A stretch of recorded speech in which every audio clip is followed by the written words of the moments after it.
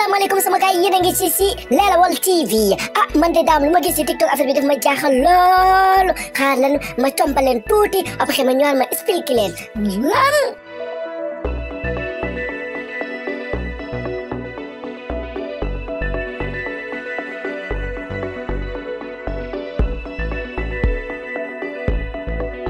waa mais gis ngeen Tifa gis mii daa am benn xale bu mu àndal ci vidéo bi mais xale bi mi ngi ci profité di raay Tifa gis di bës ween yi di wàcc loxo bi ci suuf dafa bëggoon dugal loxom ci biir tuubay Tifa ndeke Tifa mi ngi koy sibte mi ngi koy bàyyi xel ndànk xoolam mu ngi def geste pour loxo bi mu dindi ko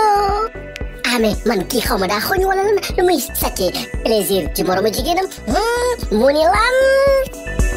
mais man li ma si jaaxal mooy moom mi ngi woon waaj a daanu na de xool leen photo bi gis ngeen mi ngi waaj a daanu de woon ma beneen photo bi yéen a gisal seen bopp Tifa tamit mi ngi kontaan de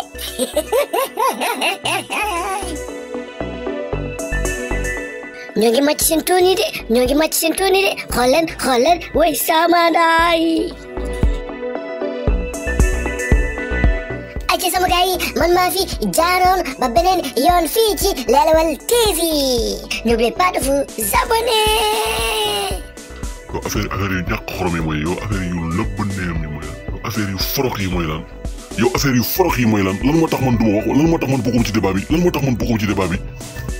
na mais yow gars yi nee nañ yow da ngaa jeexal parce que boo fi waxee rek da ngay def toj kon noppi rek dégg nga noppil ba beneen yoon muñal